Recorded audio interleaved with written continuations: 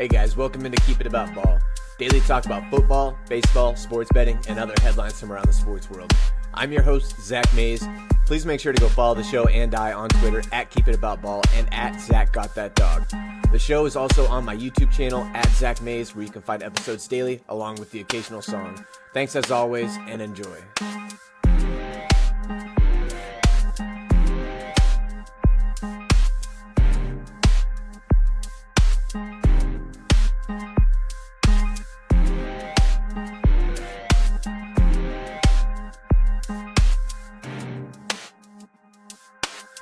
All right, everybody, welcome into some Keep It About Ball.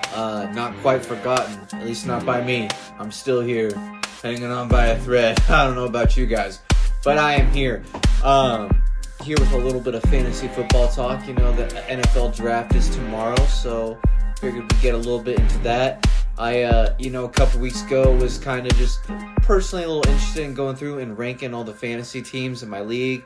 So I just kind of did a quick eyeball, little look at it to look and rank them, and I did, and I tiered them out too. And I did not include IDP. I might have included it in these initial ones, but I didn't include it in these ones that I just ran through some metrics myself tonight. So initially on the eyeball test, in the first tier at number 1, I had AB's Welfare, and then myself at 2. And then in the next tier, I had Team 8, the Conquistadors, Watson's Dirty Elf, Dong on TDs. And then in the next tier, I had OG Snowbone, Tricky Dicky, 2 Mannings, 1 Cup, London Silly Nannies. And the last tier was Titletown Bearcats and the New York Diversity Hires. So, I guess, well, let's start right here. Elite podcasting. So that was the eyeball test, and then I ran it through some metrics. I went through and I ranked each position, averaged it out, and then ranked everything, blah, blah, blah, blah, blah. And so I'll go through and I'll rank each of these positions here, and I'll go through how I ranked each position, and maybe get into why a little bit, and then I'll go through at the end, and I'll say what my final pre-draft, what were standings, power rankings, whatever you want to call them are, before we get, into all the fun stuff tomorrow. And then come tomorrow, it's going to be a lot more fun. We're going to be looking at a lot more stuff. And still, technically, I suppose all these teams will still be the same. But, oh, man, I'm so excited. I'm so excited for this NFL draft. I feel like this has been one of the most hyped up NFL drafts in quite some time. It feels like there's a lot of people really excited about this one. Hopefully the talent comes through. Hopefully it shows up for us. So without further ado, we'll go ahead and jump into these rankings. So we'll start with quarterback, most important position on the field. And at number 1, I got myself. I don't think there's anyone in this league that can hold a candle to my quarterback room at all. There's a couple people that are close, and that maybe after the draft will definitely be able to. At the current moment, if the season started today, I easily have the top quarterback room. My quarterbacks are Joe Burrow, Kyler Murray, and Kirk Cousins. That's 3 top 10 quarterbacks right there. And those are just my 3 starting. I also have Jimmy Garoppolo and Will Levis as well. So I've got multiple ages there, and it is a dynasty league. It's not a redraft. It's a dynasty league. So you have to consider, the ages and stuff. And I just feel like I got 2 guys right in their young, beginning of their prime age. Then I got Kirk Cousins, who's balling out at a young age. Will Levis, my young rookie, and Jimmy Garoppolo, who's he's taking steroids, but, hopefully he gets a chance to play some games. But,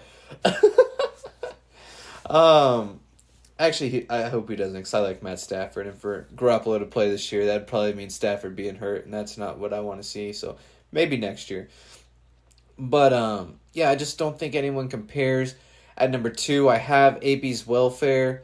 And before we go farther into this, I do want to say that depth is a big thing for me when I'm ranking these teams, because you could make a really good argument. What do I have him ranked at right here? I have Brady, London Silly Nannies ranked at 4 on for quarterback here. Just a little spoiler alert, I guess. But you could very easily make a very strong case for. I really don't think it's the case for number 1. I think I've got it by a long shot. But I think you can make a very solid case for 2. But at 2, I am going to go with AB's Welfare. He's got Josh Allen, Jared Allen,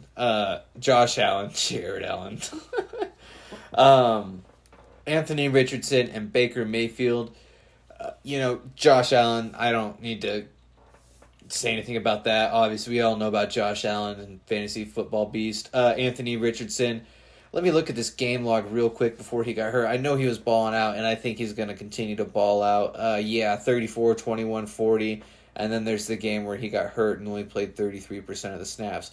And actually, that game where he had the 21, he only played 32% of the snaps. So, he's going to be a fantasy machine right there. And that's going to be nice for a long time probably. Baker Mayfield, very solid quarterback 3, especially coming off last year.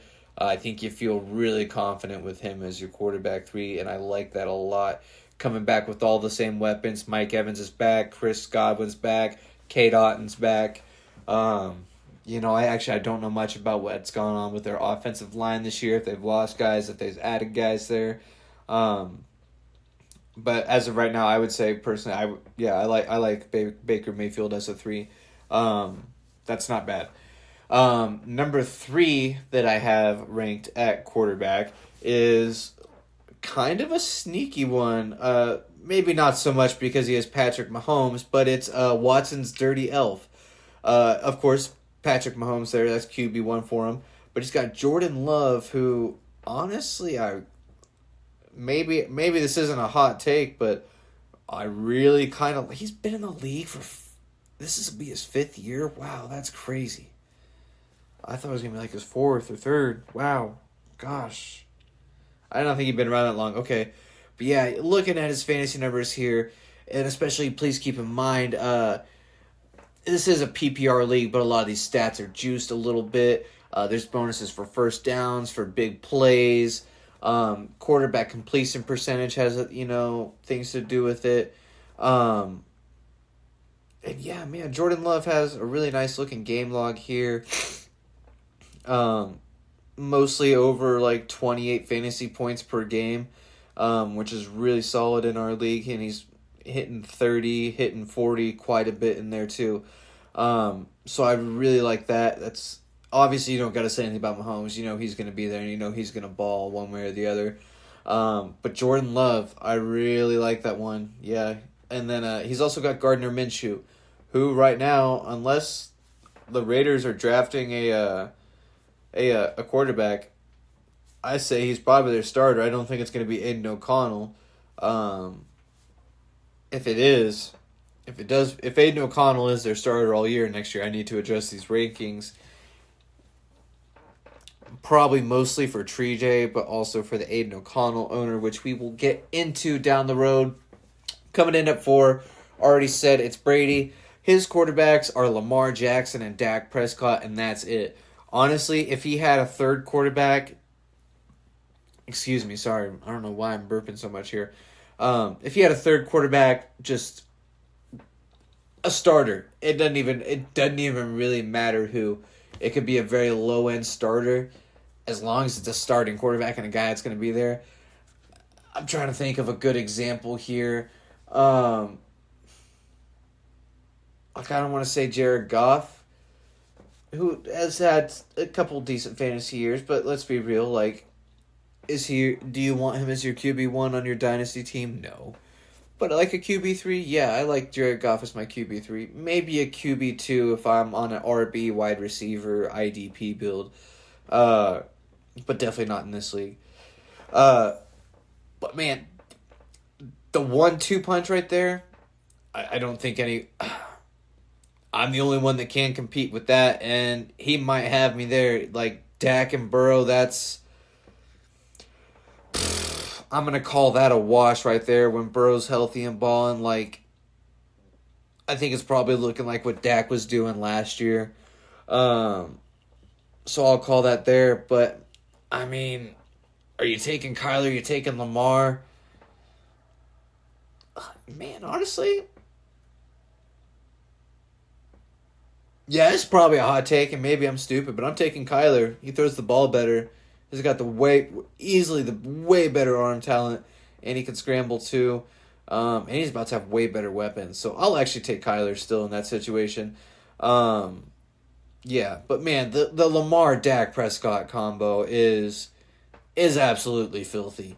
And just it is so nice.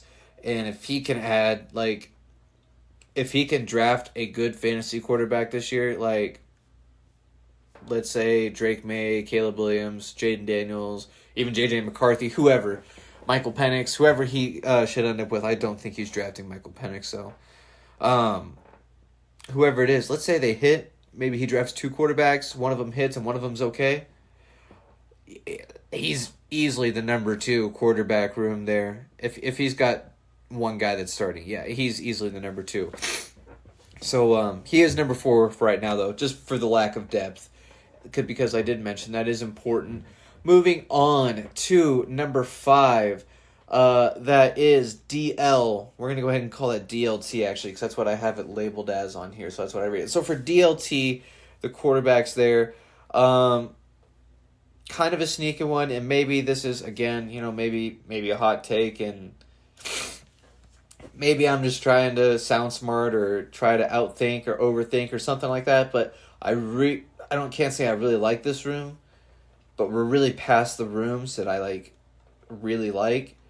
And I think this room is just, of all the solid rooms, just the most solid, especially for this coming year. And that's Matt Stafford, Deshaun Watson, and Sam Darnold. Matt Stafford and Watson, that's really nice. And, we're doing this pre-draft. So we're assuming that this is the starting roster and that you were fielding this roster today. And if that were the case, Sam Darnold's got a legitimate shot to compete for that starting spot against Nick Mullins, and I would actually really love to see him do that. So I would go with that one right there. Matt Stafford, Watson, and Darnold. Stafford, old, had a good fantasy year though last year. Still got the weapons, got Puka, got Cup. His boy Tyler Higbee's still there. I think they found another tight end they kind of like a little bit last year. Sean McVay, got a great coach. Yeah, I'm not worried about, do I think Stafford's going to be elite? I don't think there's an elite quarterback on this team, but I think he's got 2 really solid fantasy quarterback options, good value options, and then a potential, real sneaky good option if the Vikings aren't able to get a deal done, say they're, from what I heard just a little bit ago, it sounds like they're going to want, New England's going to want 3 first-rounders to give up the number 3 to Minnesota. Does Minnesota want to cough up all that? That's a lot to ask for. I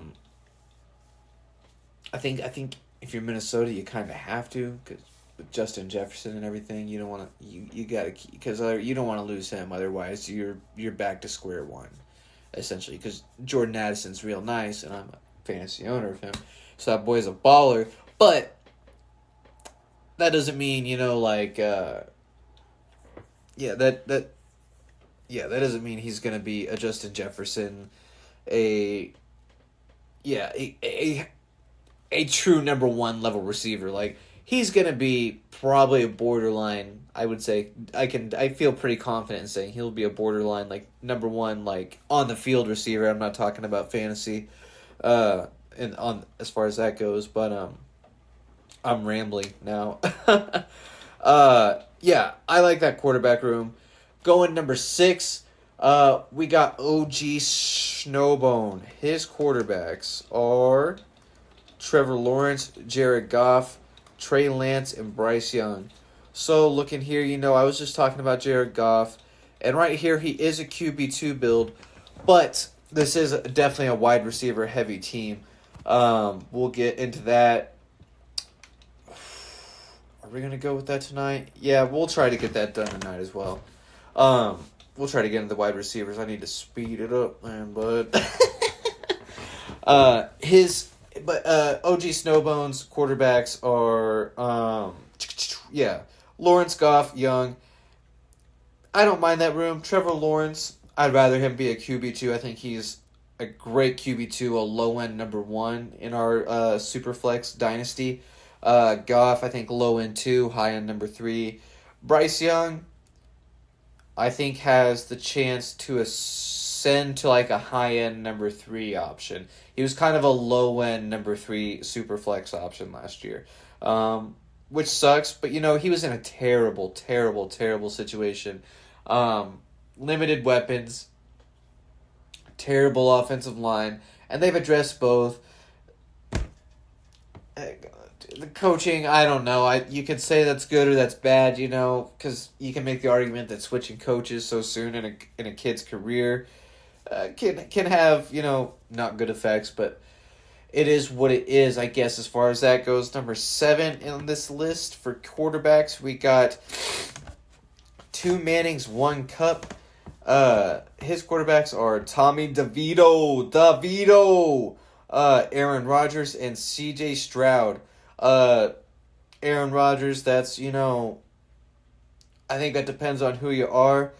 I feel like he's going to, at minimum, be a low-end number 2 quarterback this year. I think he's probably going to be a mid to high-end number 2 as far as like a super flex league. CJ Stroud, clearly that's QB1 fantasy-wise, for sure. No doubt about it.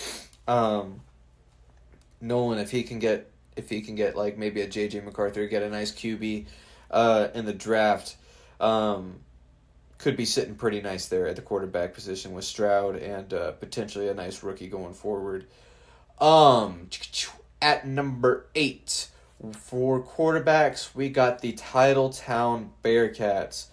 So here, another situation, not a ton of depth. We only got 2 quarterbacks. Jalen Hurts, now obviously he's not the reason that this is towards the lower because Jalen Hurts is a baller. If you've been listening to the ZBR for a while, the Zebra, the C Skidley, sheesh, you can tell I'm tired. Then I've been real tired on real high on Hurts. Jeez, I am tired. Real high on Hurts, and that Reed kind of he stole him from me. Yeah, I'm gonna say he stole him from me in the draft. I'm gonna say he did that. He did that. On record, he stole him from me in the draft. On record, but he's got Jalen Hurts and Aiden O'Connell. Now, this is the other team I was mentioning when I was talking about Gardner Minshew earlier, of course, with Aiden O'Connell being I think the backup there this year. But if he's the starter, that probably elevates, and I said if he's the starter all year, that probably elevates Reed's roster here. From like number 8, I would say probably I would probably definitely I would maybe go ahead DLT. Am I going ahead? Oh, no, that's looking at the wrong one. And I'm probably going ahead 2 Mannings, 1 Cup as well. So that one's a little subject to change right there. Number 9 for quarterback, we got OG Snowbone. His quarterbacks are Trevor Lawrence. No. Where are we at? Okay, so I was at number 10. Okay. So he had a chance to move up to 8 is what, okay. Sheesh, I do not need to be doing this twice. Number 10. Where am I? Okay, all right, sorry, there's so many numbers on the screen. And I went to school in Central Kansas, so forgive me. Public school in Central Kansas, so forgive me, I'm not that smart. Number 11, we got Tricky Dicky on the quarterback situation. His quarterback, the one thing I do like about it is that he guaranteed has the Steelers starting situation locked up. So he guaranteed has it and probably the best handcuff situation in the league. Potentially. Like, if Russell Wilson were to get hurt or suck ass, he's got A, the handcuff for him, so he doesn't have to totally sweat it, and B, potentially it could be a great option for him with Fields there. So I don't dislike that. And I wouldn't mind it if Russell Wilson was like my 2 or my 3, and then Fields was like 3 or 4. But with that being like, I guess 1 and 2, I don't know. That's not good. Then he's got Joshua Dobbs and Jake Browning. I pray Jake Browning doesn't play this year and is completely valueless and probably not even on a roster by the end of this year. If he is at all, it would probably be mine for handcuffed situations, but I don't even know that I would do that. Now, as far as Josh Dobbs go, I'm not at all hoping for an injury to Brock Purdy or for anything bad to happen, but something's going to happen where Josh Dobbs plays at least 2 games in San Francisco, and I will go on record with that too. That dude is starting at least 2 games for San Francisco, so I'll say he plays in 3. Plays in 4. Scratch that. He plays in 4 games, and he starts 2. Put that on record. I'm going to tweet it out right now on the ZBR account. We're going to go live. But, and then going 12 on the quarterback situation as I get this tweeted out. What was it? Okay, Josh Dobbs. If I can freaking type.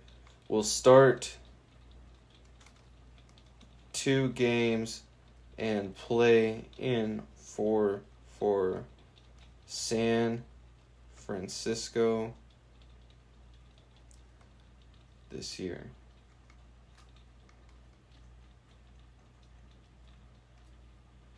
All right, on record, ×2.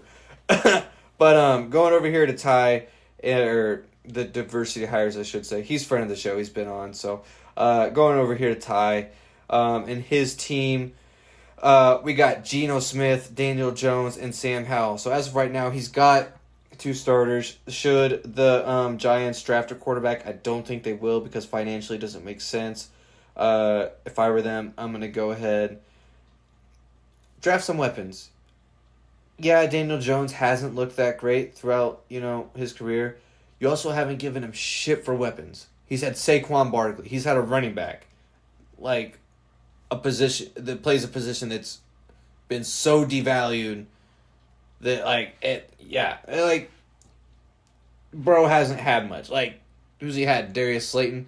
I want to say Sterling Shepard, but bro was never on the field. And that's coming from a Sterling Shepard supporter. I'm pretty sure I signed him at one point in this league. I might have drafted him actually. I don't think I've ever played in a league where I have not drafted Sterling Shepard. Now, for clarification, I didn't play for the year or 2 before last year, so I wasn't drafting him in leagues before that. But the years 2 or 3 years before that, you bet your bottom dollar if I was drafting, I was getting Sterling Shepard. Believe that. But the dude just couldn't stay healthy, and it's a damn shame because he was a fantasy beast and one of my favorite fantasy players to have on a roster. But yeah, just sorry Ty, but just a terrible quarterback situation going on there. But at least kind of like the thing with Tricky Dicky, you got the handcuff and you got another really good handcuff. Maybe the second most talented handcuff in the league with Sam Howell there. In Seattle, and actually he might even beat Geno out for the job. That's going to be kind of interesting to see. Actually, the more you think about it, to see what happens there. But either way, he's got the Seattle quarterback, which isn't a bad option. That's a good QB2 option, and he's got Daniel Jones, which I may or may not be interested in trading for. We'll get into that. We'll get into that come HDP draft day, but. Yeah, Daniel Jones may or may not be a Toronto taint stain come the start or even the end of this next season. Just saying. Okay, so moving forward, I want to say swiftly, but that's probably not going to happen. Ranking running backs, and I just want to say, going through here, ranking these positions, I really was not trying to suck my own dick here, but I really think my team is really good. And I'm kind of sounding like Reed now. Reed early last year, circa week 5, 6 when he was undefeated. and he still had both his healthy quarterbacks. Yeah. But number one, I got myself number one at running back. Running back situation is Kyron Williams, Breece Hall, Kenneth Walker, Roshan Johnson, Rico Dowdle, Deion Jackson. I should have said Chuba Hubbard before those two guys because he's another one of my favorite fantasy players to draft over pretty much my entire fantasy career. And then Amari DiMarcado. I mean, two fantasy RB1s right there, and Kyron and Breece. Two, tier 1 running backs, and then, got a tier 2 running back in Kenneth Walker, to, maybe do some flex or, fill in on bye weeks or some injury stuff. And then, should something be going wrong with, maybe a couple of them, I got Chuba Hubbard to step in there. And his workload just got bigger and bigger throughout the year as, Carolina kind of realized they messed up with Miles Sanders. The new coaching staff and coordinator, I know they're big on Chuba Hubbard. They're just big on Chuba there in Carolina, and I think he gets a lot of work this year. It'll still be a split, but I think probably 60 to 65% in favor of Chuba, which I'll take from my RB4. Especially, I think he'll make good use of it. Because he's a good pass catcher, or a decent pass catcher. Good might be a reach there. Moving on to 2 in the running backs, we got AB's Welfare, another really strong group. I got that right? Yeah, another really strong group here. Just so deep. No homo. But he's got Jahmyr Gibbs, Rashad White, J.K. Dobbins, Khalil Herbert, Damian Pierce, Jerome Ford, Tank Bixby, Devon Achane, Tajay Spears, and Zach Charbonnet. Need to go ahead and mark the interest on Charbonnet because I definitely still want to try to get him, having Walker and all. But, it's just such a deep group. And honestly, I do like Jahmyr Gibbs as a star running back. It's really just David Montgomery that's in the way. I really do like that. And I've been high on White. I don't know. He's not a good runner. He's a good pass catcher. He's a good pass catcher, and I feel confident in saying that. But I don't know how high I'll be on him this year. I don't know. Honestly, I don't really have a good reason. I don't have a good reason. I'm just getting bad vibes from Rashad White for going into this 2024 season. I'm down on him. Just strictly off vibes, pure vibes. Excuse me. I was looking at I knew that was off. I knew he shouldn't have been number 2. He was number 4. So we'll skip him when we get to it. Number 2. That's who I thought was number 2. I was like, okay, that's weird. But, okay, so number 2 on the running back rankings is the New York Diversity Hires, my guy Ty. He's got Bijan Robinson, David Montgomery, who I was just mentioning. Him and Jahmyr Gibbs find a way to coexist and just be really good together. And he's just a beast. And then he's got Josh Jacobs. And then Chase Brown, too, of the Bengals, who, young guy has a year in there. They're probably going to go heavy with Zach Moss, at least early. But if they decide they like Chase Brown, he could have a nice, that 4-man backfield right there could be absolutely nasty. And something he could really build around, which he could use to, work on that while he does quarterback and receiver stuff. But moving on with these running backs at number 3, we got DLT. DLT. Now, this is a shallow group. It's very top-heavy. But, man, McCaffrey and Barkley right there. That right there, that's the top-heavy part right there. And then it's A.J. Dillon, Samaje Perine, and Kendre Miller, which, between the 3 of those, you can probably find a decent number 3 back from week to week. And who knows, I feel like Josh Jacobs kind of has a history with maybe not missing a ton of games, but missing like a game here or there. I don't know. Maybe I'm tweaking on that. But Green Bay likes AJ Dillon, so I don't hate that there. Number 4, running back. That's AB's Welfare. We already went through his roster, so we'll skip through there. DOT comes in at 5. That is Dong on Titties. Carson, friend of the show.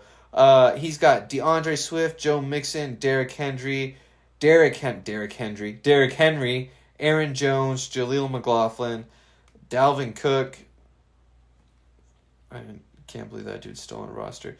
Cam Akers and Zamir White. Oh, wow. You know what? Pause. Major pause. Wow. I don't know if I noticed Zamir White down there when I was ranking this. Okay, major pause. Hold up. Because they definitely like him. He's definitely RB1 there in Oakland this year. They like him. Aaron Jones should be pretty good for Minnesota. You like to think Derrick Henry's going to be nice. Joe Mixon, he could be splitting some time with Dameon Pierce. You know what? I'm going to move him up. to... I'm going to move him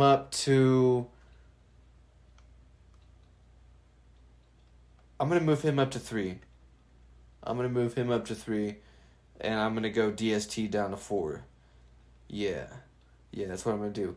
And so then at 5, or no, that was 5. So I'm gonna move him up. I'm gonna move DLT down to 5. Okay, so at number 6, we got Watson's Dirty Elf. Okay. So for Watson's Dirty Elf, his running backs are Raheem Mostert. Oh, that's is that the right team? There's not a chance. Not a chance. That's what I have. I got to be reading that wrong. Okay, I am, and I was. Okay, number 6 is the Conquistadors. Sorry about all this great podcasting you guys are. I'm exposing you to here because I'm just doing a fantastic job here. Number 6, the Conquistadors. We got Alvin Kamara, Justice Hill, Deneric Prince. I had to look up his first name. I didn't know that. Deneric Prince. Did he even play it all last year? Oh my gosh. No, he didn't. Of course, the Conquistadors is a very devout Chiefs fan, and his fantasy teams usually represent that. You cannot knock that dude's dedication. Then he's got Jerick McKinnon, of course. Nick Chubb, who I like as a sleeper this year, if he qualifies as a sleeper. Zach Moss, who should be real nice, and then Elijah Mitchell, who you never want a guy like McCaffrey to get hurt, but should he, that could be a really nice handcuff there. Moving in at 7 on running back, we got the London Silly Nannies, Brady, the B of the Zebra.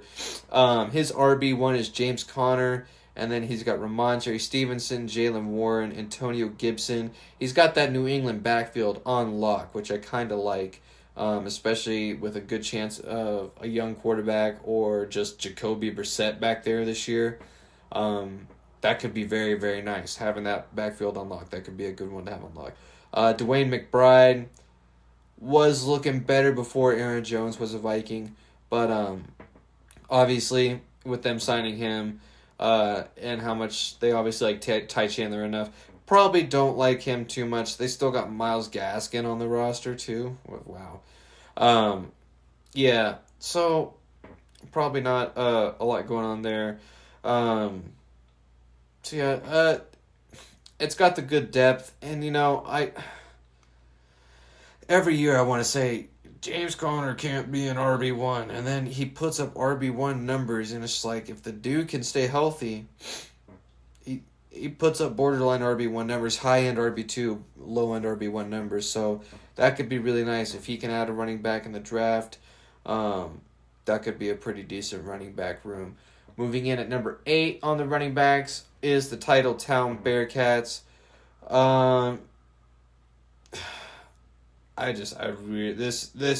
This is where it really started to get hard because I just don't like any of these running back groups at all. Here we got James Cook and Devin Singletary. I don't trust Devin Singletary for shit. I don't know why. I reviewed his game logs the other night and looked at it and I was like, damn, he's actually been pretty solid, each year. I don't know what I don't trust him. Maybe it's because he's going to the Giants.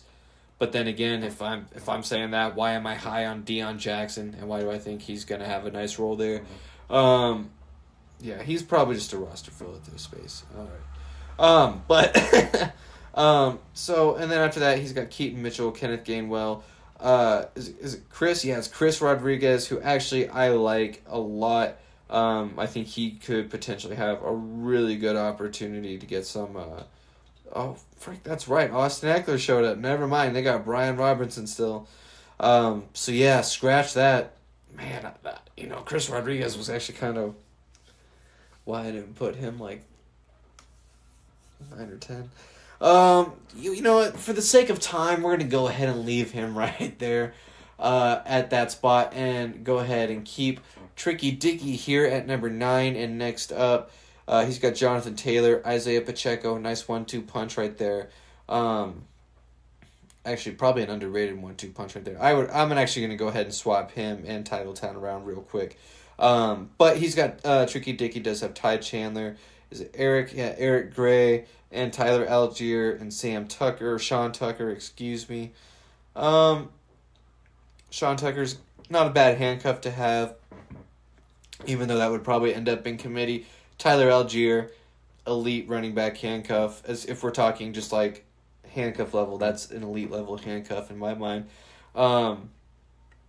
Yeah, Ty Chandler, that's probably a really solid handcuff too, and actually probably not a bad player to have as a handcuff, knowing Aaron Jones' injury history. I feel like he's been injured a few times. He's getting up there, coming off an injury. So yeah, I'll definitely go ahead and move him up against ahead of Titletown. So at number 11 for running backs. Let's go to 2 Mannings, 1 Cups here. 1 Cup, excuse me, it's not plural. Yeah, we'll go ahead and keep him where he's at, and we'll keep Reed where he's at. Right here we got Tony Pollard, Miles Sanders, yeah, Travis Etienne, Ezekiel Elliott, and Deontay Foreman. Deontay. Just not a very exciting group. I like Travis Etienne. I really like him as like a solid RB2. But man, I don't think Tony Pollard's going to be very good in Tennessee. I think he probably was smart and went and got paid while he could. Even if he's not terrible, it's probably going to be a pretty even split there in Tennessee with him and Tajay Spears. Tajay Spears played well enough last year to earn that role. Seems like they like him enough in Tennessee. Yeah, just definitely, yeah. Not a good situation there. And rounding it out at 12 for running backs is OG Snowbone. And his running backs would be Javonte Williams, Najee Harris, Kareem Hunt, Jamal Williams, Clyde Edwards-Helaire, and Zach Evans. Javonte Williams, probably his RB1 here. Najee, who had the better year last year? Let's look at that real quick because I am kind of curious. Najee not terrible, a little inconsistent, kind of got off to a rough start. Let's see, Javonte, kind of a similar, kind of got off to a rough start, then kind of bounced back, but was a little inconsistent. No real RB1 there. Couple of okay RB2s that are in heavy timeshares. And then a guy is Kareem Hunt. Did he get re-signed? Last I saw, like, Cleveland was kind of sick of his shit again, and he was back out the door. Jamal Williams, they like him, I think, in New Orleans, and he could be a good handcuff. Which, once you start getting these lower tier running back groups, that's what you kind of have to hope for, is having a good handcuff like Zach Evans there. Then they pick up it's him and Ronnie Rivers. So that's a good handcuff to have, but just not a good running back room there. Wide receivers time. Okay, so wide receivers. Didn't rank myself number 1 on this one. Number 2. But number one, AB's welfare, just absolutely loaded here. Man, absolutely loaded here. And I wanted to go one again. I did, but I couldn't. Amon-Ra St. Brown, Puka Nacua, Marquise Brown, going to play with Pat Mahomes. I think he's going to ball out. I have really high expectations there, especially those first few weeks when Rashee Rice is inevitably suspended. Oh, yeah. Michael Pittman, Jalen Water, Trey Tucker, who I think might be a nice wide receiver 3 in Las Vegas this year. Michael Wilson, Christian Kirk. Does he really have Christian Kirk too? Holy shit. Cortland Sutton and Jahan Dotson. I'm sorry. Nobody's competing with that. And I don't think that even if I'm able to draft like a Marvin Harrison with the number 2 pick in this draft, as high as I am on my receiver group, I still don't know if I compete with that. I still don't know if I compete with that. And I think I already have a good receiver group. And I'm not committed to it, but heavily interested in adding Marvin Harrison Jr. into this group of CeeDee Lamb, Garrett Wilson, Jordan Addison, Khalil Shakur, Rashid Shaheed, who I mention especially because he's probably wide receiver 2. Hey, Gracie, you hear him yelling at me out there. At least you probably do. But I mentioned Rashid Shaheed because receiving yards count in this league. They already did. And that role, if he's still going to return and be wide receiver 2, or hell, even be wide receiver 3 to A.T. Perry, who maybe he takes the step and becomes 2, which I know Reed would love. Even if that happens, and he's only getting, 3 catches a game, he's a big play receiver. That's probably going to be, at least 20 yards right there. So you're getting 5 points right there. He's probably going to generate a good... I'm projecting, and this could be way off, and I actually should probably I haven't done any research on this. I'm totally guessing here. I should probably look into watching, this kickoff in effect, and I forget what league they're borrowing. I think it's the XFL they're bringing it in from. I think it's that model. Should probably watch that a little bit and see it and try to project that way. But I think another 5 to 10 points a week, just from return yards from Shaheed. So if he is a wide receiver 2 there, to what I think is an overrated Olave, so maybe, I'm not even going to get into that, actually. Maybe he's wide receiver 2. Then he stands a chance. Just off the receiving yards alone, he was a top 25 receiver in our league to end the year last year, and he was a top 20 receiver for most of the year until he got hurt, and then he no longer was. But until then, he was. And then I also have Kendrick Bourne, who I think is going to ball out this year. Parker Washington, who might get a shot at some more time. Charlie Jones and Xavier Gibson over there on the taxi squad. Justin Shorter and Marvin Mims over on the taxi squad. And then I also got my boy Demario Douglas, who I got some high hopes for this year, especially if we're able to get a good quarterback in there. That would be great for him and Bourne. Okay, now that I'm done sucking my own dick on my receivers, we can move on to number 3, who is OG Snowbone, who was probably number 1 on this last year when you consider suspensions and just some age and trades. I did move him down a little bit.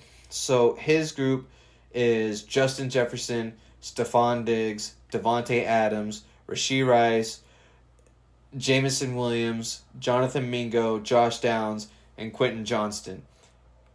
Now that's a really good group. If Johnston's able to take a step forward this year, which is totally possible, a lot of people are quick to say he was a bust, but his own team was saying he wasn't even ready last year. Before they got him out there, they were saying this is earlier than we'd like to get him out there. So I don't want to call him a bust yet, because his own team was saying he's not ready yet. So Jonathan Mingo, maybe Bryce Young takes a little step forward. Maybe he takes a little step forward. That could be a really nice group. Rashee Rice,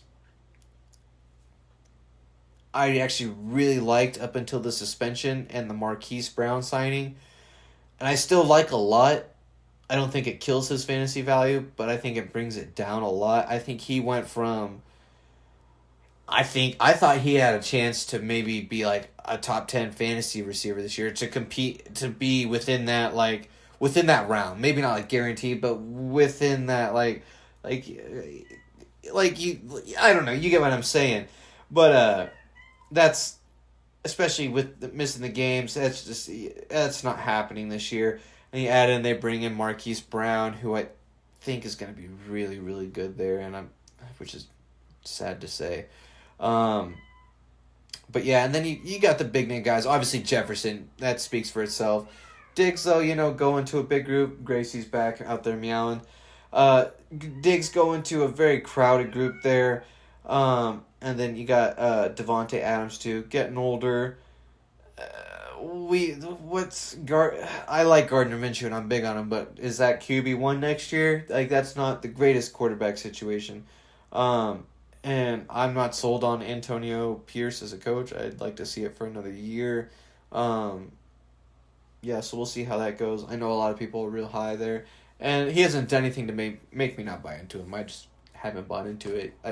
For me, like, you just don't buy into a coach right away unless they outright prove it. Like, do some Sean McVay type shit, like turn the Rams around in a season, like, type shit.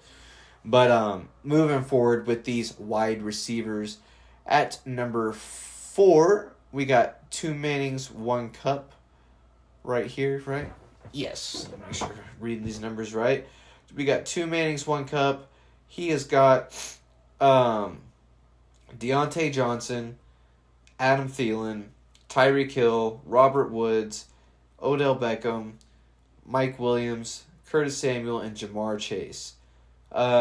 Obviously, you got Hill and Chase, so that's nice. And then he's just got some nice depth pieces in a 3-receiver league, especially Curtis Samuel going to Buffalo now. That I feel like is going to boost his value, which sucks for me being a Shakir owner. I was really hoping Shakir would be the clear-cut, undisputed number 1. Josh Allen, you have no other options other than Dalton Kincaid type kind of thing.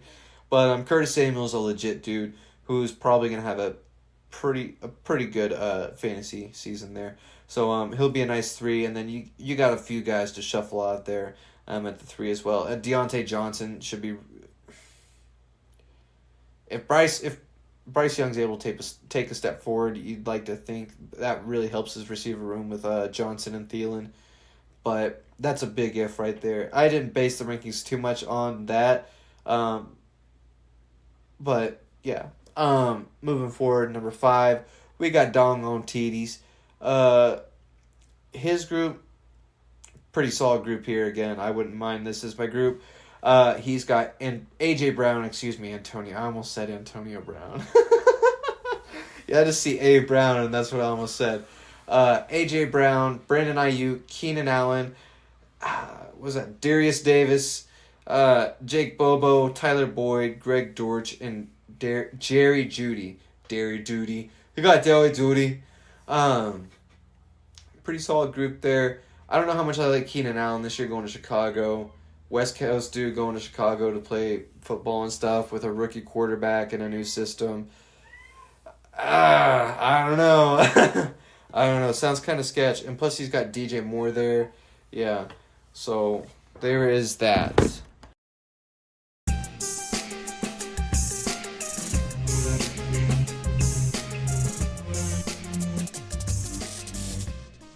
Alright guys, I ended up tapping out last night before doing the tight ends. Actually, I did it, and it was terrible. I was stuttering all over the place.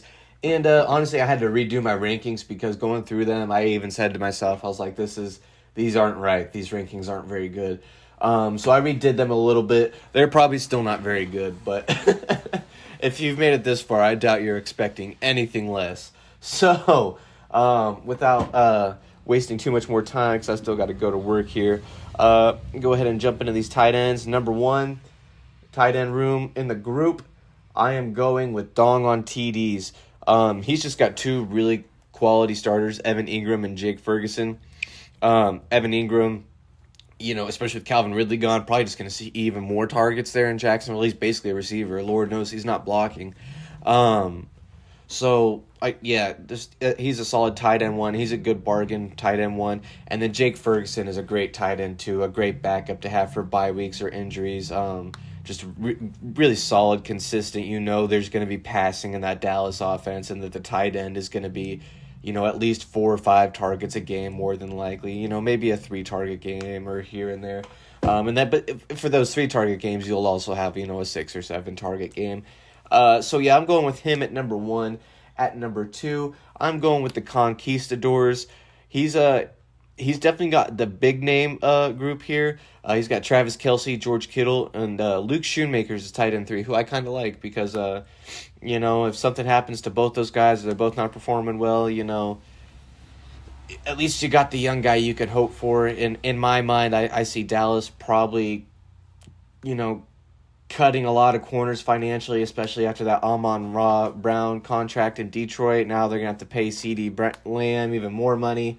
I saw a meme last night. I think Brady actually or Reed sent it to the group. I'm not sure which one. And it was who was it? It was the Vikings, the Cowboys, and one other team with a stud receiver. Seeing seeing Amon's contract, St. Brown's contract, and being like, shit. Now we're gonna have to pay these guys so much more money. Oh my gosh, it just keeps getting worse. Meanwhile, running backs. No, I like his tight end group. That's pretty solid. He's gonna find production one way or the other in that group.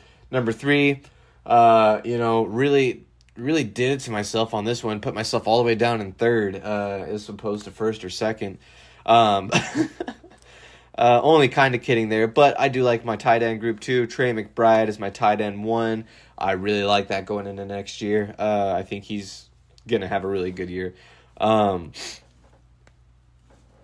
guess technically Kate Otten would be my tight end 2 right now because Tucker Kraft is still on my taxi, but Tucker Kraft I like as a tight end 3. I think probably going to split a decent amount of time with Luke Musgrave this year. So I like that. And and then Kate Otten, he's just on the field so much, and he really shined, late in the year last year. And so I'm really hoping, Mike Evans getting a little older. Obviously, they paid him a bunch of money, so they obviously still think he can perform at a certain level. And sure, part of that's probably to get him to retire a buck. But I like my tight end group. Going to number 4, we got DLT, right? Let me double check this. Elite Podcasting, yes, DLT. So his tight end group, I low-key like a lot too. And really, if Gerald Everett hadn't gone to Chicago, I would probably definitely be ranking it higher than mine. I probably actually should still be. This should probably be the number 3. I'm going to actually go ahead and make that official right now. I'll move this to 3 and put myself at 4 in tight ends, making it official right now in the rankings. There you go. You got Tyler Higbee, Dallas Goedert, Cole Kmet. That's just a really solid group. Dallas Goedert's going to be a consistent tight end. Same with Tyler Higbee. And then you got your young guy in Cole Kmet. And if Gerald Everett, I've never been high on Gerald Everett, so I could easily see him, especially now that he's out of LA. Not getting used so much there in Chicago. We'll see. Obviously, Chicago is basically just San Diego, Los Angeles, whatever. They're still San Diego. They'll always be the San Diego Chargers to me.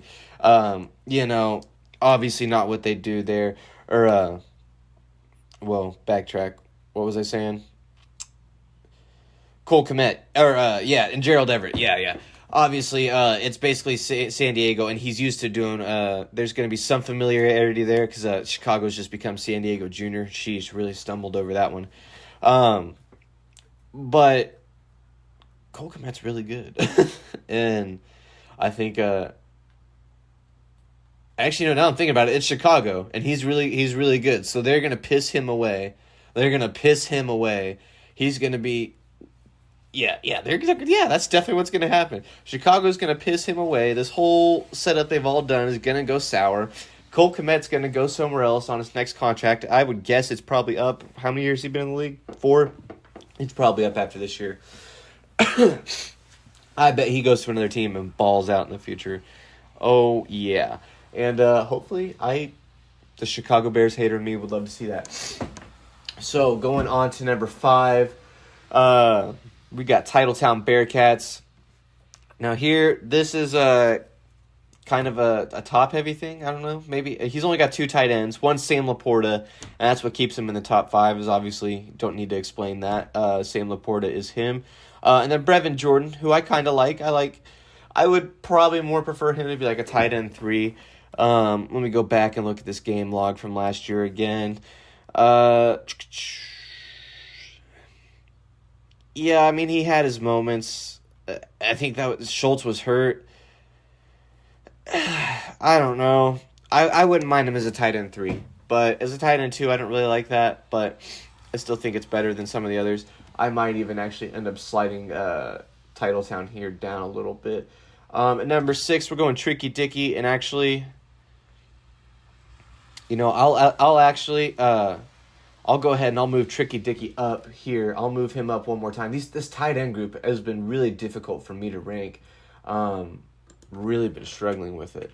So yeah, let's go making that official real quick. Okay. So here we got Mark Andrews, Isaiah Likely. So he's got the Baltimore tight end on lock. If something happens to one of them, he's good to go. He's good to go there at tight end 1, I feel like. Because if Mark Andrews gets hurt, Isaiah Likely stepping right in. You could make the case that there's going to be, a problem with splits there, but the lack of receiving talent there, with them splitting, I think is going to be just fine. Mark Andrews can block a little bit. Isaiah Likely, I think you can keep them both on the field without much trouble, especially with a guy like Lamar. And then you add in a Derrick Henry too. I think the 2 tight end set actually makes a lot of sense when you really think about it. So I definitely like that. And then his, I guess, backup tight end 2, or tight end 3, however you want to look at it, would be Chigo Okonkwo. Not, obviously not who you want to be throwing out there, but, I mean, as a tight end 3, I'm taking that. He's a starter for, like, a NFL team. Maybe not. He's obviously not a fantasy starter. But, he's, an NFL starter. Going to be on the field. Going to get, like, looking at his game log here, on the field for at least, for the most part, about, we'll call it like 65% of the snaps or more. A couple of these games here, they're a little lower. I think he had a little bit of injury stuff going last year, but I don't hate that. But for a tight end 3, I don't hate that.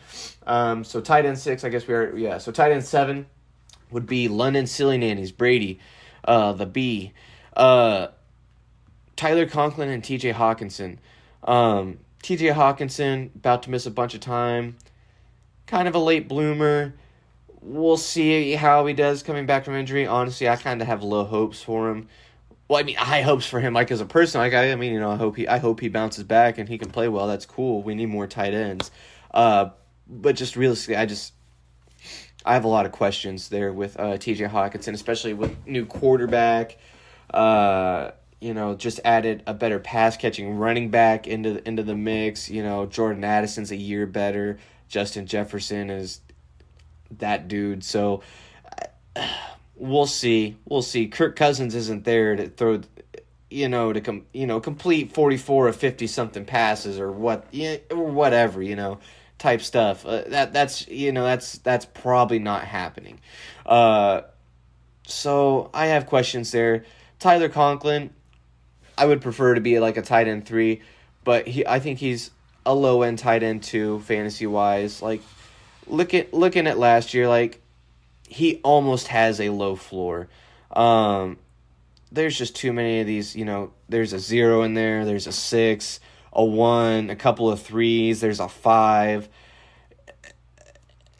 It's just, and then a 7 and an 8, which is where, and another 6, where you start getting to like some of the low floor stuff for like but there's just not a ton of upside there.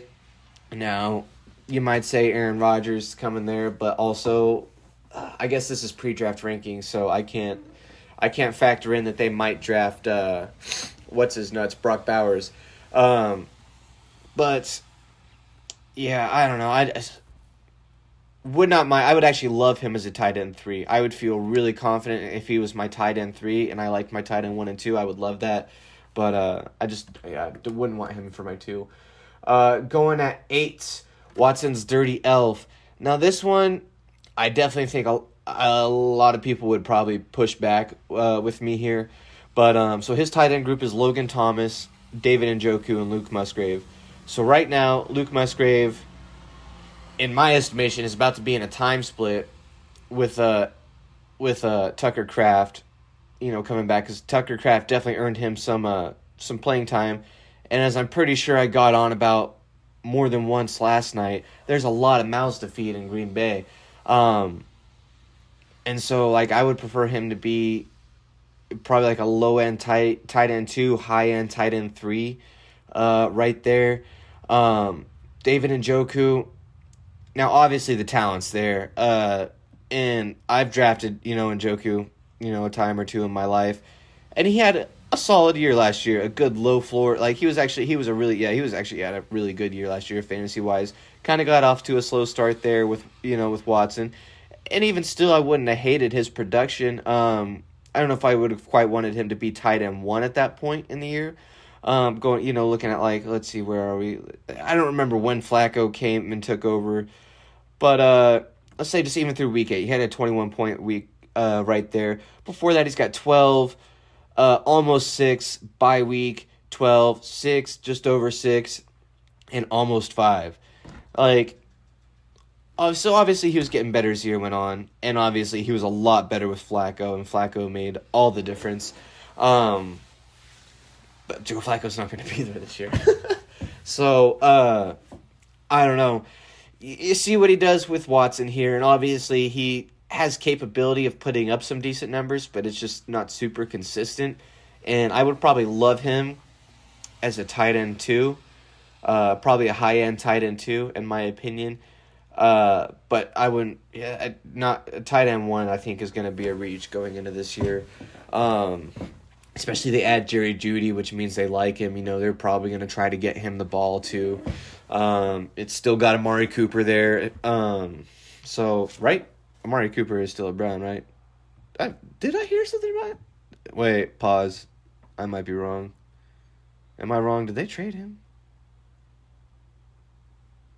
Okay, no, they didn't. I don't know why I thought they might have traded him for a second.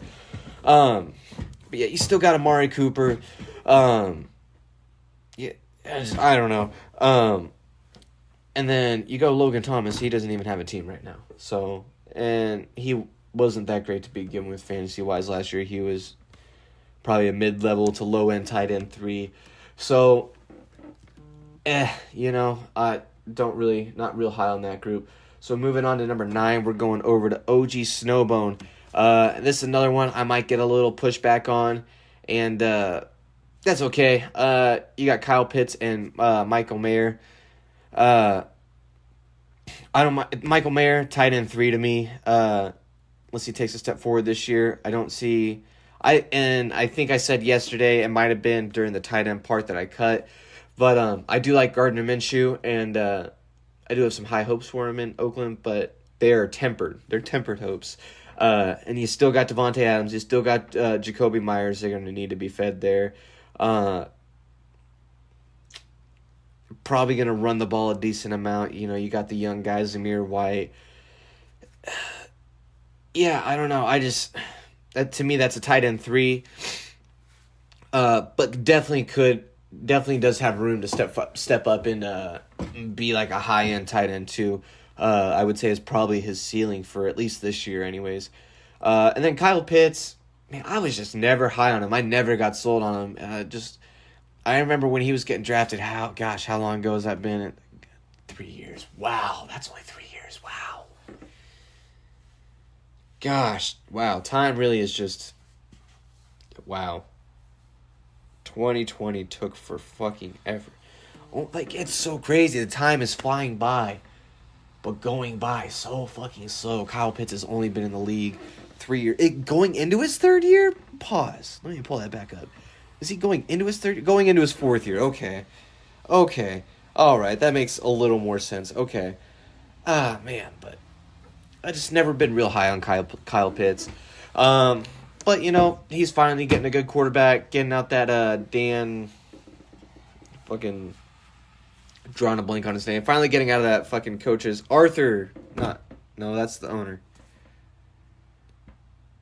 Fucking hell, y'all know who I'm talking about. Gosh, why can't I remember his name? Man, talk about not keeping it about ball. Sheesh. But finally has a new coach to move forward, go forward there. So, we'll see, but I'm not sold. It's been long enough. But then again, he is a tight end. I don't know. I'm just not sold. Not sold on Kyle Pitts. Number 10, AB's welfare. It's certainly not like a talent ratio because the talent to how many tight ends he has is great. He's got his only tight end is Dalton Kincaid, and I'd love to have Dalton Kincaid and be, you know, is he going to be a tight end one this year? I mean, honestly, actually, yeah, probably. You think about it, Khalil Shakur and Curtis Samuel, and I hope Justin Shorter as well. The three receivers there. Is there going to be a mouth to feed? Yeah, there's going to be a mouth to feed because his mouth is going to be... Whoa, pause. I'm not going to finish saying what I was about to say. Wow. Glad I caught that. So let's just reword how we were saying all of that. Okay, so Dalton Kincaid, right? Pause. Pause. Dalton Kincaid, obviously, I don't know if I'd be wanting to roll in with him as my tight end one this year. I think he'll be like a low-end tight end one this year. Just because I do think Khalil Shakur is going to take a decent amount of targets. I think Curtis Samuel's going to be... I got some real interest in getting him onto my roster for real. I think he's going to be pretty nice there in Buffalo. I'm real interested to see how that goes. And Justin Shorter... 6'4" rookie last year, didn't get to play at all because of injury. Big body receiver. I don't know a ton of his profile, but I know they like him, and he's a first-round draft pick. Big body, so obviously they have some level of thought like this guy can be good. And I kind of feel like, you know, maybe a bit of a Gabe Davis replacement, you know, as far as receiving wise, catching the ball. I'm not, like I said, I'm not sure on his profile, like how good he is of run blocking and stuff like that, and what kind of catches he makes. But you tend to think, you know, tall 6'4" receiver, first round draft pick. You think, he's probably going to go catch a jump ball, win some contested catches, be a deep threat. Yeah, be that deep threat, you know, vertical deep threat. But getting back to Dalton Kincaid here, I guess. Enough talking. Enough gassing up my taxi squad there. Back to Dalton Kincaid. Love to have him, but you got to have the depth there. And he's really going to have to address that. Now, whoa. I almost wonder if he trades up and takes a shot at Brock Bowers. Now that kind of inspires me to do a draft prediction episode for HDP, at least a first round prediction. And, we're definitely going to do that, actually. I wonder if he moves up and just takes Brock Bowers, and then he's just got two young tight ends to go, to carry him for a long time. Wow, I wonder if that's his plan. Okay, but yeah, anyways, moving forward, he needs the depth. Dalton Kincaid is nice, but he needs the depth. Moving on to 11 for tight ends. I'm going 2 Mannings, 1 Cup. And you could make the argument here just because there is the depth, I suppose, that he should be above AB's welfare. But I took the talent there. Here on 2 Mannings, 1 Cup, we got Dalton Schultz, Dawson Knox, and Pat Freiermuth. I guess Dalton Schultz is tight end 1, right? I mean, yeah, you're not counting on Pat Freiermuth or Dawson Knox to be tight end 1. So he definitely you can see what his strategy was here when he drafted, because I'm pretty sure he drafted all 3 of these guys, and I'm pretty sure his strategy was, I'm gonna go get the bang or the value guys at tight end, the low floor but high upside, but low risk, high reward, or mid reward, I guess, guys. Yeah, you definitely see what his strategy was here. And with Dalton Schultz, you can say it worked out because Dalton Schultz had a decent year last year, and he didn't spend it. When did he get drafted? Oh, wow. Pause. I drafted Dalton Schultz. I drafted Dalton Schultz. Okay. That's right. I did draft Dalton Schultz. That's right. I did draft Dalton in this league with the 7th pick in the 10th round. Okay. And so I dropped him about, I think it was after week 1 or 2, and Nolan picked him up, which was a good pickup. Okay. So he drafted Pat Freiermuth and Dawson Knox. Wow, he drafted terribly at tight end. What was he thinking? Oh my gosh. Wow. Well, shout out to him for getting him a tight end 1, because if I'd have hung on to Dalton Schultz, wow.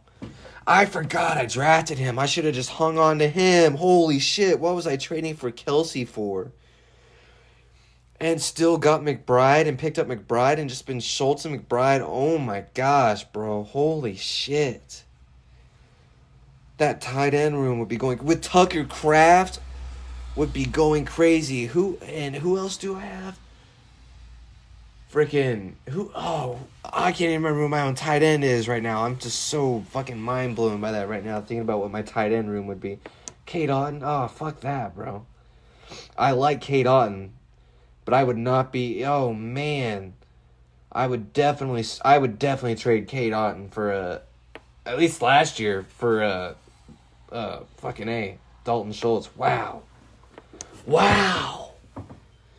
Wow, man, I really should have won that league last year. It's a damn shame I got 3rd place. That is fucking crazy, man. Holy shit. Man, the mistakes we make in fantasy, gosh. For all the good moves you make, you're going to make some probably worse moves. Gosh. Wow, okay. I'm going to try to pull it together here. All right, number 12, because there's not a lot to pull together here for. We got, sorry, Ty, New York Diversity hires. I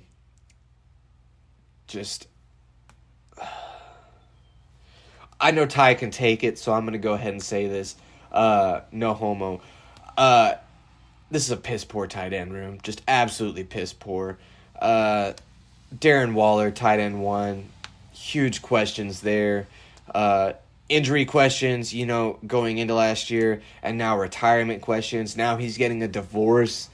Man, yeah, just no thanks. No thanks. If he even plays, I don't think he's tight end 1. Probably a okay tight end 2 is his ceiling this year. And how old is he now? 31. He's getting older. Now, tight end is obviously something you can play, at 30, 31, 32, 33 and still be better. That's not so much the running back cliff, but still 31 is starting to push it up there. And and then Darnell Washington for tight end 2. I don't know. Let me go look at this game log from last year. Maybe I'm sleeping on him. No, I'm definitely not sleeping on him. I'm definitely not. Definitely not. On the field a bunch. This is definitely a blocking tight end. Just looking at his numbers right here. On the field, roughly half the time throughout last year. And I don't think he averaged a target a game. Maybe a target a game. No, it's not even a target a game. Just a piss poor tight end room. And again, I'm sorry, Ty, but I know you can handle hearing that. You're not going to get your feelings hurt. But yeah, just gosh, wow, that's just not good. And we're gonna have to take a quick break here because I'm slacking and do not have the official what the official scores for everyone here is and what that ranks out to be officially. So we will take a quick break and I will be right back with that.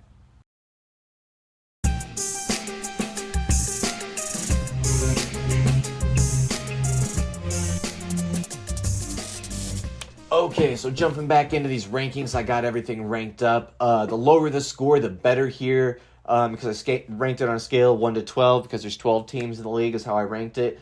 And so if you're ranked 1, obviously that's best. And if you're ranked 12, obviously that's not good. So we'll go ahead and go worst to best here. Coming in at number 12, we got Tricky Dicky with a score of 9. You know, obviously the tight end room wasn't terrible, but just other than that, needs reinforcements at every spot. And you could probably still upgrade a little bit at tight end too. Number 11, we got New York Diversity Hires. Great running back room. Probably, if I'm not sucking my own dick, he's probably got the best running back room in the league, but I'm blowing myself and I am number 1. So I got him at 8.75. Really needs some help pretty much everywhere outside of that running back room, but he's good to go there. At number 10, I got the Titletown Bearcats with a score of 8.5. You know, he's got some pieces. There's just not a ton of depth, and the depth that is there is just, in my opinion, not very good. At number 9, we got 2 Mannings, 1 Cup with a score of 8. He had a decent wide receiver score of 4. QB was 7. He's got C.J. Stroud and Aaron Rodgers. I don't hate that, but just long term and not big on the room, I guess. I don't know. I would love to have C.J. Stroud. I would love that. He might be one of the best dynasty quarterbacks there is. You can make a case for him maybe being a top 3 dynasty quarterback right now. Easily could do that. But still, Aaron Rodgers maybe has a year left, and who knows what that year is going to be. So just not what you want to see there. Running back room needs a bunch of help. Tight end room needs help. Yeah. Moving on to number 8, we got OG Snowbone with a score of 7.5. Average QB room needs. I have him dead last in running backs. Needs help. Great wide receiver room, number 3. Could probably use some help at tight end, though if Kyle Pitts just needed a quarterback, he could have a really good tight end room going forward into this year. Going on to number 7, we got London Silly Nannies.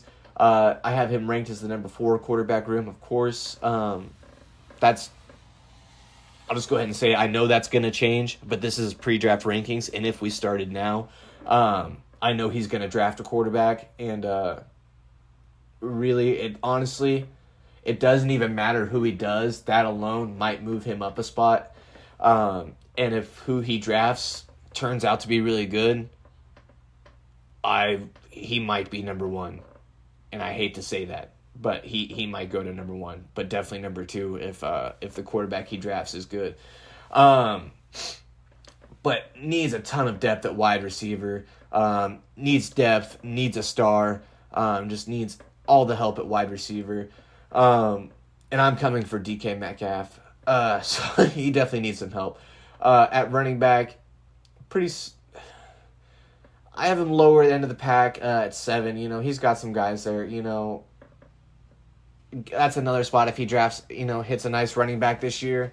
He could easily jump, at 7, he could jump, 2, 3, maybe even 4 spots, depending how good the back is. And if James Conner continues to, embarrass doubters, featuring Gracie again. She's coming back to start meowing in the background. So there's that. And then over at tight end, I know we just got into that, so I won't spend too much time talking about that. But I had him at a score of 7.5. Moving on to number 6, at the midway point, at the wrong side of the midway point, I got Watson's Dirty Elf with a score of 6.75. Number 3 quarterback room, he's got Mahomes, Love, and who was his 3? I forget who his 3rd was, but I like those 2 right there. That's in a dynasty. Yeah, oh man, that's really nice. I like that a lot. Both have a ton of years in front of them and a ton of upside. Obviously, Mahomes has the ton of upside, but I think Jordan Love does as well too. And he's got a ton of talent to throw there and to throw to in a. Excuse me, wow, stuttering over that. He's got a ton of talent to throw to up there in Green Bay. Sheesh, get it together, Zach. But needs some help at wide receiver there. Could use a running back. Could use a good running back. Am I looking at the right guy? Yeah, it needs a couple. Sorry, I was looking at the wrong guy. Needs a couple of running backs. Wide receiver. He could use he's got great depth. He needs he needs that true number one, and then he's got a legit wide receiver room, a very nice wide receiver room. Tight end, we just got into that. Obviously, that's got a chance to probably move up a spot or two, depending on how Njoku does this year. But going into now, that's where I have it. 6.75 for the sixth place ranking for him. Sheesh, get it together, Zach. Oh my gosh. On the right side of the midway point, I have the Conquistadors. Okay, QB room. I got a number 8. Who's the second quarterback? I know he's got two. And Brock Purdy. Yeah, no. I need to move him up ahead of 2 Mannings, 1 Cup there. I like C.J. Stroud, but I would take. Yeah, I need to move him up. So that I don't think that moving up that 1 spot in the quarterback rankings is going to adjust his ranking here. So I'm going to go ahead and leave him at 5 because I still feel really comfortable with that. Definitely a potential playoff team. If he has good injury luck, and okay, I'll say this. If he has good injury luck and Nick Chubb comes back and is 80% of what he was when he got hurt last year, this is a playoff team. Easy. That's a playoff team. And I'm moving the running back room from I have ranked 6th probably up to 5th or 4th. If Nick Chubb comes back at 80% of what he was. I like this team. Obviously got the good tight end room. We got into that. Needs some wide receiver help. He's got DJ Moore and Cooper Kupp. I like that. And he's got Brandon Cooks as well, and I'm forgetting somebody else that he's got that. Jacoby Myers on his roster. He needs just a little bit more, like another like receiver, like or even just a really like a legit number one. You can make the case for Cooper Kupp or DJ Moore, and I get that, but I don't think either of those are number 1 receivers this year in fantasy. So if he can get like a wide receiver 1 and draft a fantasy wide receiver 1, that's definitely a playoff team, especially with Nick Chubb, if he comes back healthy. At number 4 overall, we got Conquistadors score of 6. Coming in at number 4 with a score of 5 is Dongon TDs, the reigning champ. Number 1 tight end group, number 5 receiver, number 5 running back, number 9 at quarterback. He's gonna have to figure something else better out at quarterback this year, in my opinion. I don't think he's going to be able to skate by like that. I just don't think that's going to work out for him this year. And again, this is all offensive ranking. If we were including IDP into this, he's probably he might be the number 1 team still. Yeah, as champ as he should be. Because his IDP is nasty. It's nasty. But this is all offense. We're not doing that. So, got him 4, score 5. Really solid group. Think he needs to address quarterback if he can in the draft. If he can address quarterback and just get a solid guy in the draft. Whether that be via trade, all this stuff, whether it's via trade or via, a selection, can upgrade a quarterback there a little bit, then I honestly don't see any reason why he couldn't repeat. Number 3, we got sneaky, but the team formerly known as Team 8, now we're calling it DLT temporarily until he decides on his team name. He's only been in the league, I think it's like a day and a half, 2 days now, so giving him some time on that. We want him to have a good name. I think I already elaborated on that yesterday. We got DLT here with a score of 4.5 at the number 3 position. I got him at the number 3 spot for tight end. Solid group there, really good group. Number 7 group at wide receiver. I think he just needs to draft that number 1 receiver, true number 1 receiver. He's got a ton of great depth, and a couple of guys that could ascend to that number 1 spot this year in Drake London and George Pickens. We'll see as far as that goes. So he definitely stands a chance to move up to like number 5 or 4 even in the receiver group if those guys go forward. Running back, he's got, the best 1-2 punch by far in the league with McCaffrey and Barkley. You're not messing with that. So as far as the starting punch, but he does need some depth there because after that he's got A.J. Dillon at running back, and it's only gets worse after A.J. Dillon, and that's not good. At quarterback, I got him 5th with Stafford, Watson, and Darnold. Again, we're talking like we're starting today, and as of right now, for my money, I would say Sam Darnold will probably be that starter in Minnesota, assuming they don't draft a rookie quarterback. I would take him over Nick Mullins personally, and I think he needs that better shot with weapons. He never had that in New York. He didn't get the real chance to shine there in San Francisco. Got to play with Kyle Shanahan and learn a little bit, and got to at least practice with some better players and throw the ball. Warm up with better players. So, I definitely think he could be a sneaky quarterback option there. This year, should he start? Number 2, AB's welfare with a score of 3.75. Got him number 2 at quarterback, number 4 at running back, number 1 at receiver, number 10 at tight end. But tight end's a position I could get. When you're as dominant as he is at all the rest, and you're the one tight end you have is Dalton Kincaid, I can get over it. And I'm sure he addresses that in the draft. Like I was saying earlier, if he drafts Brock Bowers, that's gonna be quite the tight end room.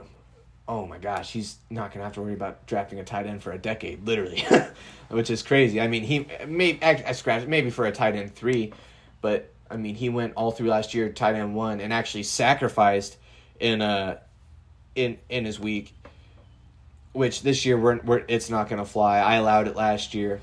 Just because I didn't want to interfere with strategy. He didn't field a player during Dalton Kincaid's bye week, but, he messaged me about it, and gave me the heads up. It was like, hey, I don't feel like there's anyone on my team I want to cut for a tight end that's going to get me a points that's going to, make that difference on the game day, because he was playing, I believe, Brady, who was tanking and trying to lose anyways.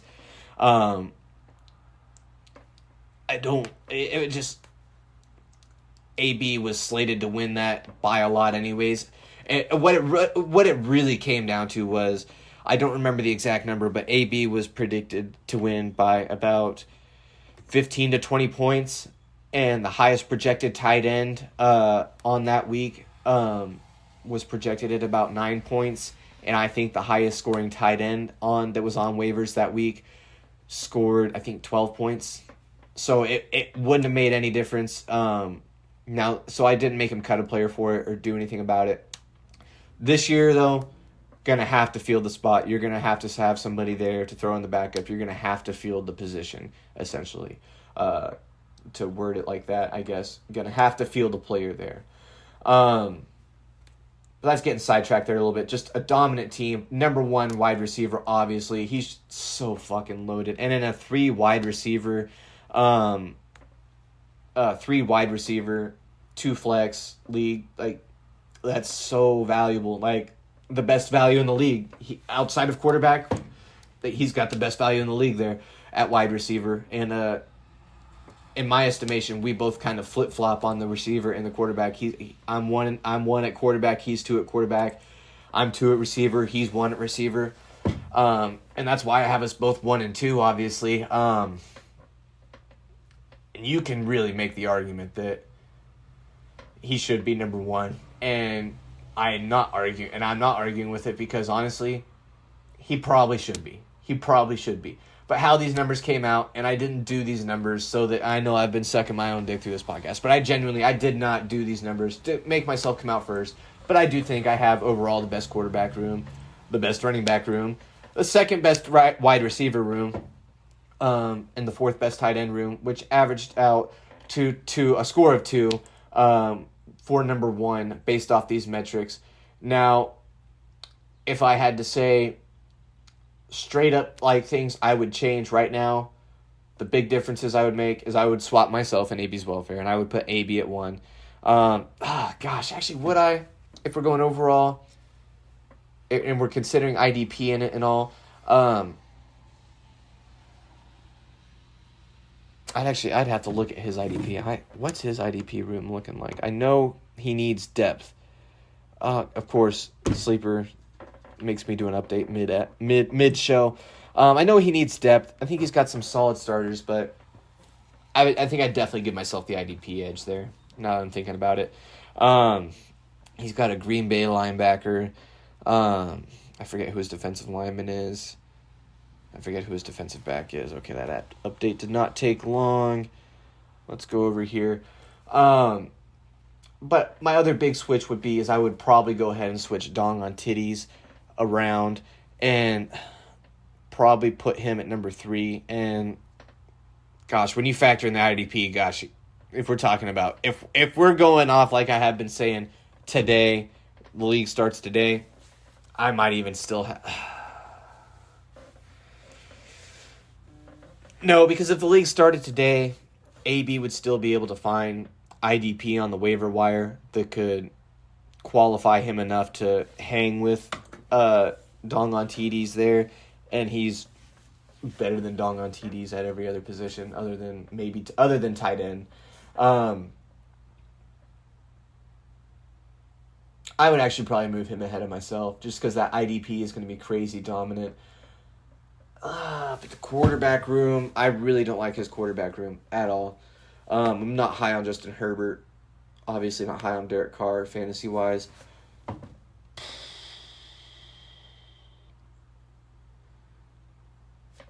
Gosh, man, I would still go ahead and put him. Nah, man.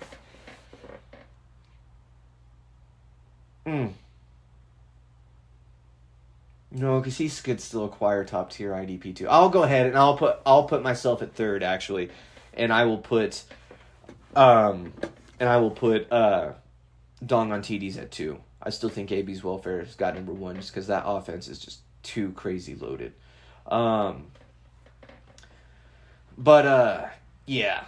Gosh, actually, you know what? No, if we're going, I'm sorry, I'm getting lost here. I gave my rankings. Those are my rankings. I'm number 1. Dong on TDs. He's number 4. At least in these metrics. Our top 5 right here. I'll go through that. The Conquistadors. Actually, I'll do our top 6. Our fringe playoff teams and up. Watson's Dirty Elf. And actually, I'll say London Silly Nannies because even at 7, I think that's a fringe playoff team right now too. So we'll go London Silly Nannies. At 7, Watson's Dirty Elf. You know, fuck it. We'll do the whole league. Why? Yeah. Number 12, Tricky Dicky. Number 11, New York Diversity Hires. Number 10, Titletown Bearcats. Number 9, 2 Mannix 1 Cup. Number 8, OG Snowbone. Number 7, we got the London Silly Nannies. Number 6, Watson's Dirty Elf. Number 5, the Conquistadors. Number 4, Dong on TDs. Number 3, DLT. Number 2, AB's Welfare. And number 1, your boy, him, pause. I'm not even going to get into... I almost said a bunch of really cringe stuff, and I'm glad I caught myself. To only go halfway cringe here. Your boy is number 1. Your boy is number 1. As always. Not as always. I'm still number 3, sadly.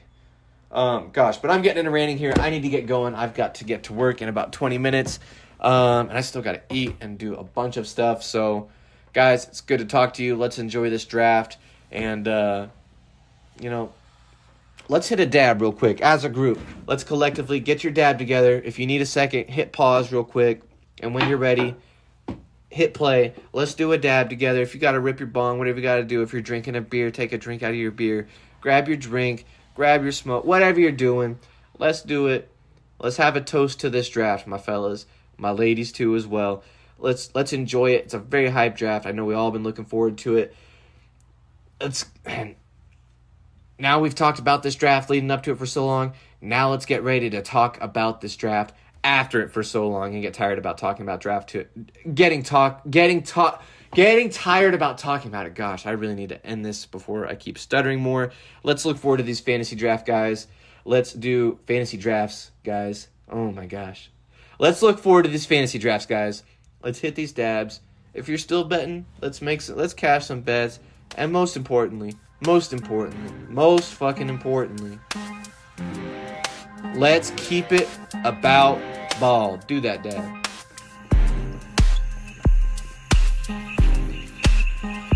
Thank you for listening to Keep It About Ball. Don't forget to follow the show on Twitter and subscribe to us on YouTube at ZBR Sports. And as always, thank you for listening and for your support.